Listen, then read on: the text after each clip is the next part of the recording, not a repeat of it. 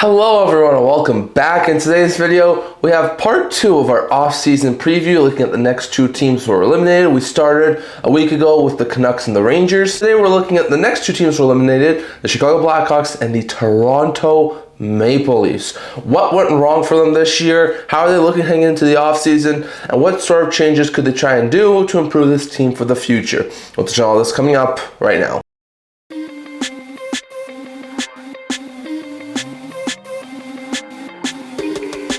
Hello everyone, welcome back to another video here at the End-to-End Hockey channel. Now once again, if you haven't already, hit that like button, hit the subscribe button. It really does help out the channel. Tell all your friends the best hockey content on YouTube is right here at the End-to-End Hockey channel. So if you guys really like this video and this channel, hit the subscribe button. We're trying to hit 650 in the very near future. Hit the like button, leave a comment. Love to discuss with you guys what we discussed in today's video. Also, don't forget to stay tuned for a couple more live streams coming out over the next couple of weeks. I'm going to be having some playoff live streams. Gonna have to wait until the playoffs are announced to make some sort of a schedule, but do not forget to check that out. And we do have a couple of other things going on too, so very interesting out there, but stay up to date with the channel. But in today's video, we've got another off-season preview video. So today we're looking at the Chicago Blackhawks and the Toronto Maple Leafs. Just like in the last video, we're going to start off by looking at some of their stats from this past year, some of their goal scoring stats, their defensive stats, and then their goal scoring and point scoring leaders. See how they stack up. I'm going to give you 3 reasons why I think these 2 teams missed the playoffs. We'll look at their UFAs, their RFAs, their draft capital, see what they could potentially do in the offseason, and then I'm going to give you 3 ways I think these 2 teams could improve in the offseason to get better and maybe compete a lot better next year. So we're going to start off with the first of these 2 teams who were eliminated, and that's the Chicago Blackhawks. So the Hawks, as we're recording this video, I'm doing the stats as of April 3rd, so that's a couple days ago, so some of these things could have changed.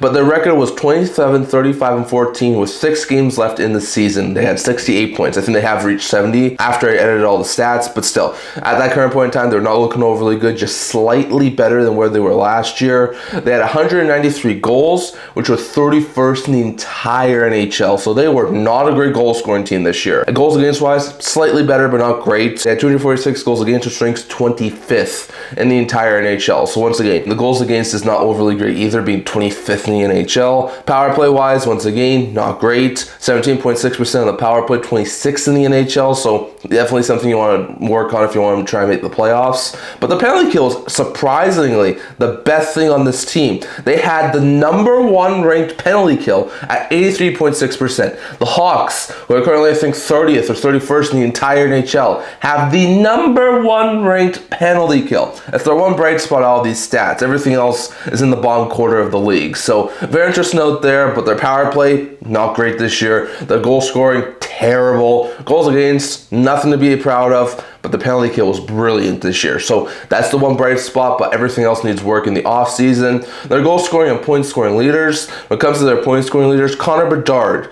leads the team with 69 points. He's on the cusp of 70. He may have already hit it. So Bedard is looking really, really good. Bertuzzi had 55 points, so he's actually having himself a pretty good season, and that's followed by Frank Nazar, who had 38. So once again, that's quite a drop off from second to third. And you see that same thing in the goal scoring side.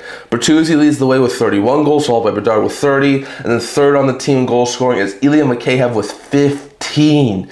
So yeah, you can definitely see Bedard and Bertuzzi having themselves pretty good seasons, leading the charge offensively, and then the depth and the supporting cast around them, it wasn't there this year. 38 points for Nazar, he's a younger player, he's good, but not having 50 plus points, not overly good. Not having another 20 goal scorer beside Bedard and Bertuzzi, not overly good. So you can see why they ranked 31st in the offensive category. Their offense just was not there this year. The supporting cast, Teravainen, Burakovsky, Mikheyev were producing great, and the younger guys haven't reached their potential yet. So that's why, but you can definitely see why they have one of the worst power plays and one of the worst goal scoring in the entire NHL. But Bedard and Bertuzzi were good. After that, just a whole bunch of mid. So very interesting note there, but those are the Hawks stats from this past season. Next, going over to 3 reasons I think this team missed the playoffs. The first one, this team is not out of their rebuild yet. I was personally expecting this in the preseason. I was not expecting the Hawks to do much. I was expecting another bottom 3, bottom 5 finish, which is exactly what has happened. So I don't think it's too surprising because they're still a team who's in a rebuild, and I think they have to start getting out of the rebuild next year. Looks like they're a year behind San Jose, who's currently competing for a playoff spot. But I think the main reason this team is the playoffs is they're still a younger team, have a really young blue line, have a really young forward group. They're going to make mistakes, and they're still coming out of a rebuild. So I do believe that the main reason this team missed the playoffs is because they're still trying to come out of a rebuild. The second reason I think this team missed the playoffs is the fact that they had an extremely young blue line. This team did not have very many veterans on their blue line, except for maybe Connor Murphy, Matt Grzelcyk, and Alex Vlasic. And Murphy they traded at the trade deadline, and currently Grzelcyk's out with a season-ending injury. So they have an extremely young blue line with a lot of either rookies or sophomore players. So yeah, they're going to make a ton of mistakes. You're going to have a bad defense. So yeah, I do think that another big reason as to why the Sox team missed the playoffs this year was the fact of the inexperience on their blue line. I think adding some more veterans could have helped them, but they had a very young blue line. They're going to make mistakes. So very interesting note there, but I think the second reason they missed the playoffs was the extremely young blue line that they had this year. And the third reason they missed the playoffs was not enough depth scoring, like we talked about. Bedard, Bertuzzi having great seasons, but after that, there's just no one supporting them. Mikheyev, closest guy to 20 goals with 15. You want to see at least 1 or 2 more players have 20 plus goals. Nazar, closest player to 40. You want to see at least 1 or 2 more players have 50 plus points. So yeah, Teravainen didn't do overly good this year. Burakovsky didn't do overly good this year. Mikheyev didn't do overly good this year. And younger guys like Nazar, like Moore, they have potential, and they showed it a whole bunch of times this year, but they're just not at their potential yet.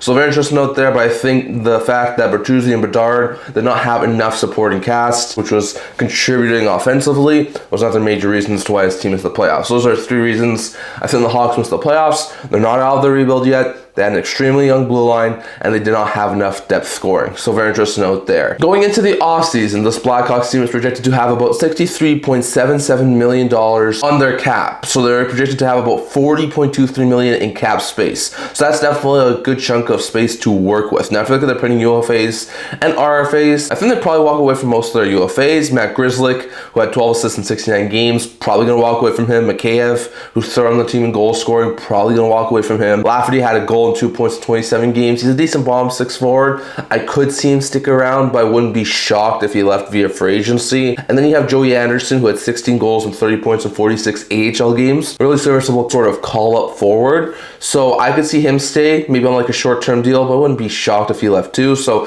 I wouldn't be shocked if the Hawks walked away from most of, if not all of, their big pending UFAs. If you look at their pending RFAs, I definitely think most of them stay around. You have Easton Del Maestro, who got a couple of stints at the NHL level, put up 2 goals and 18 points in 45 AHL games. You also have Kevin Korchinski, who had 2 goals and 26 points in 53 AHL games. There's been some talk about potential Korchinski trade, so I think they'll either sign him or they'll wind up trading him. I don't think he gets not qualified. And I think Easton Del Maestro will be back for the Chicago Blackhawks. Drew Commesso in net has actually been doing pretty good, having a .904 save percentage and 2.96 GAA in 35 games. So he's been looking pretty good for the Blackhawks at the AHL level. I do think long term he could be like a third stringer, maybe backup. So this is a pretty good pickup here, and I do think Commesso will probably wind up signing a low end 1 to 2 year deal. But the big RFA business that the Sox team needs to take care of in the offseason, Connor Bedard. Yeah, Bedard is due for a contract extension. He is a pending RFA. He had 30 goals and 69 points in 63 games when I was looking at the stats a couple days ago,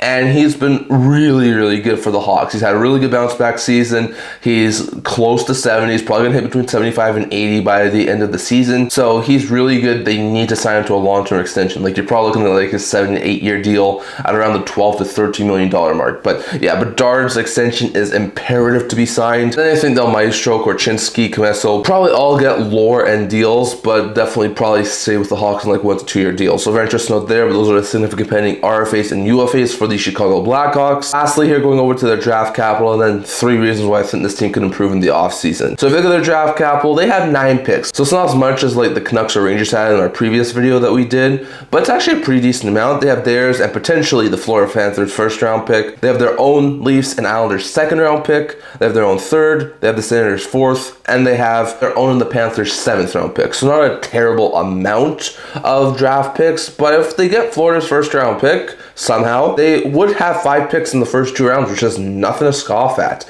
So once again, could it be better? Yes, they could have another pick or 2. But for a team who missed the playoffs, having 5 picks in the first 64 is not half bad for this upcoming draft if they do get the Florida Panthers pick. So very interesting note there, but once again, it's not the worst draft capital in the world. It's not as good as teams like the Rangers and the Canucks, but it's a pretty decent amount of draft capital they have going into the offseason, and they could add some more to it in the offseason, so we'll have to wait and see on that. And lastly, going over to 3 ways I think this team can improve in the offseason to get better for next year. The first one has to be what we just talked about, the Bedard extension. It is imperative he gets signed. He is the face of this franchise going forward, and he needs a long-term extension. They might try and do a bridge deal. That's a possibility, but I think they need to try and sign to like a long-term 7 to 8 year deal. It would probably cost them maybe around $12 to $13 million on the AAV. Bedard is that good. With the cap going up, I don't think it's terrible for the Hawks. They have $40 million in cap space. So I do think that the Hawks will try and really give Bedard a long-term, high-priced extension, and I think they should because Bedard is that good. So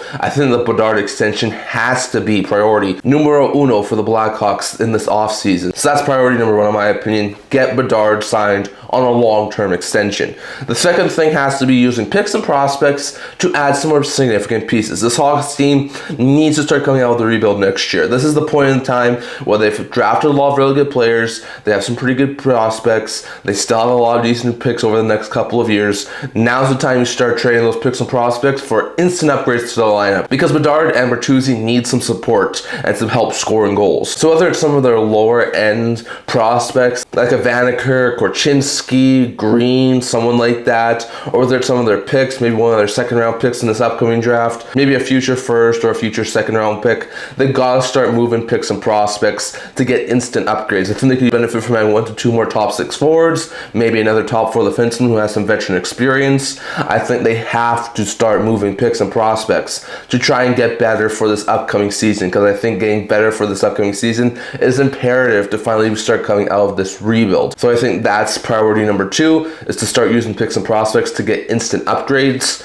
And the third thing I think the Sox need to do in the offseason to get better is to add 1 to 2 veteran defensemen. As I talked about a little while ago, the Hawks had an extremely young blue line. They traded Connor Murphy. Grzelcyk's going to be leaving as a UFA. They don't have any veterans on this defense. They have a couple of really solid younger pieces, do not get me wrong. They have Korchinski, Del Maestro, Urnzel, they have Levshunov, Vlasic still on the younger side of things. So they have some pretty good pieces, do not get me wrong, but they need to insulate them with a couple of veterans. Now, they could try and go after some of the lower end guys, serviceable players who can play 35 minutes. I think that's a possibility. There'd probably be a couple of those guys available in free agency, but I think they have to at least go after maybe 1 veteran top 4 defenseman to take a little bit of the load off of some of their younger players, instead of thrusting like Urnzel or Levshunov into top 4 big minutes next year. So like, I'm not sure who they could try and go after. I would think maybe like a Dougie Hamilton would make some sense. A Morgan Riley might make some sense. They're looking for a veteran who's on the other side of things, maybe a Braden Schneider from the Rangers.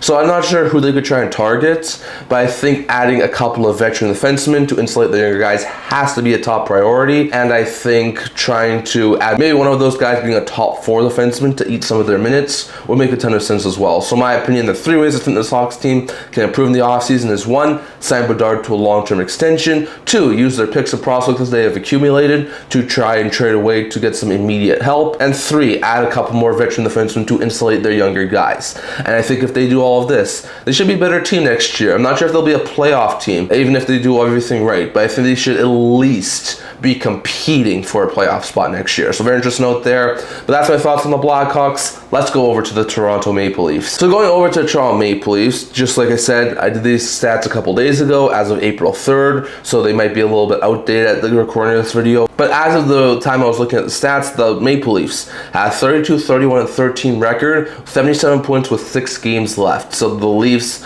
they were not looking overly good this year. They had 235 goals for, which ranked 16th in the NHL, so about average. They're not a great goal scoring team like they have in the past couple of seasons, but they weren't falling off a cliff to the point where they were like bottom 10 in the NHL. So they have some work to do to try and get back into the top 10 in goal scoring, but they weren't terrible goal scoring wise. Goals against wise, they gave up 264 goals against, which is tied for 29th worst in the entire NHL. So they were a bottom 5 team in the defensive department. It was not great defensively for the Toronto Maple Leafs this year, and you can see it with their stats. It was terrible defensive wise. There's a couple of reasons why, I'll get to that later, but yeah, they were not great team defensively. Power play, penalty kill wise, not terrible. It's definitely respectable. They had 20.1% power play unit, which is tied for 18th in the NHL. So once again, not terrible, but not great either. Definitely work to do on the power play. But sort of like goal scoring, they weren't terrible, but they could definitely get a little bit better. PK wise, sort of like with the Blackhawks, stellar PK for a team who's really, really bad.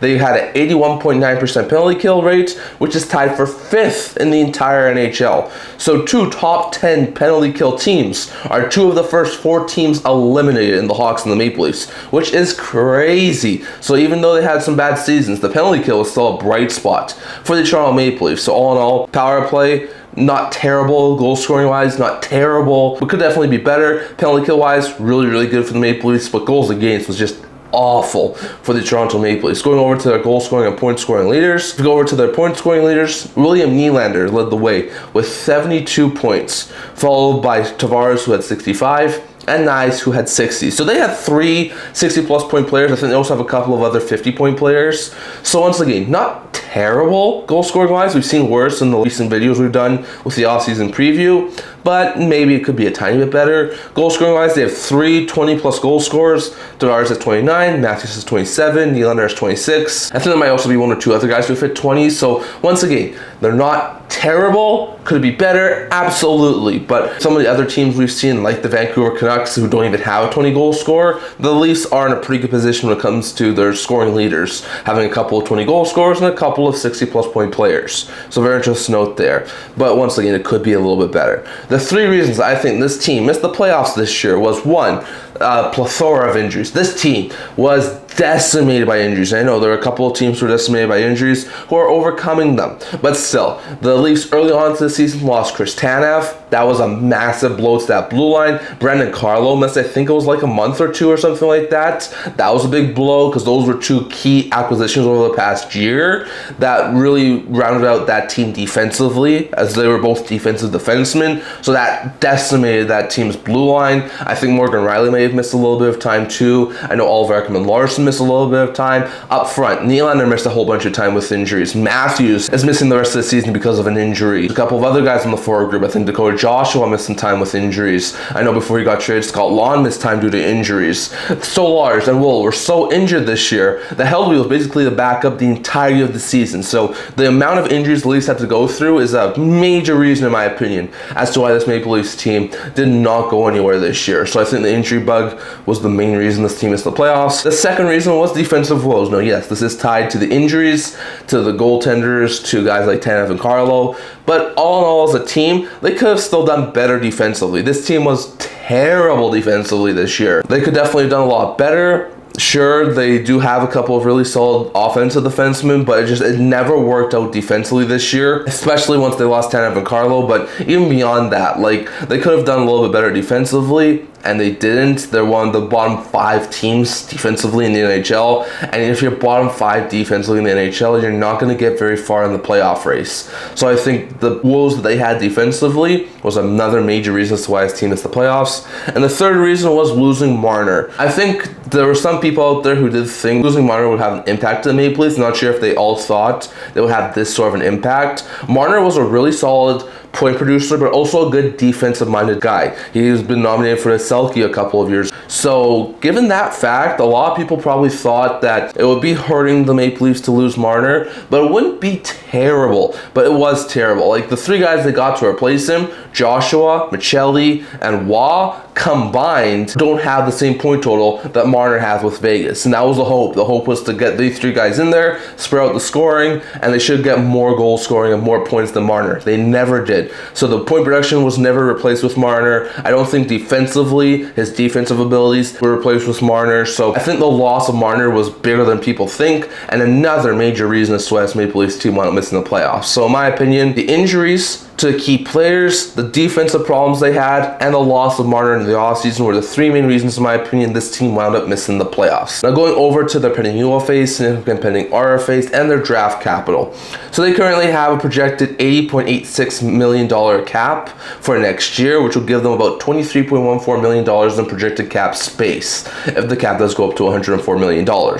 So that's a little bit of room to work with. The pending UFAs, not anyone they're probably going to bring back. You have Yarncroke, Boyd, Stitcher, and Benning. Boyd was a depth player. Benning was a depth player, mostly played the AHL level. Probably expect both of them to leave. Stetcher was claimed off of waivers, had 3 goals and 13 points in 59 games with the Leafs and the Oilers. He looked pretty good. He's been a really serviceable third-pair defenseman. If they can convince him to stay, maybe on like a 1 to 2 year deal, I wouldn't be surprised if he stayed. And then you also got Kyle Yarncroke, who had 6 goals and 8 points in 51 games. Hasn't really been working out over the past couple of years. I expect him to walk as a free agent too. So once again, not a ton of pending UFAs. When it comes to their pending RFAs, they got a couple of lower-end AHL guys, like Jacob Quillian, who got a couple of stints at the NHL level, putting up 12 goals and 33 points in 38 AHL games. Henry Thrun, who had 5 goals and 23 points in 49 AHL games.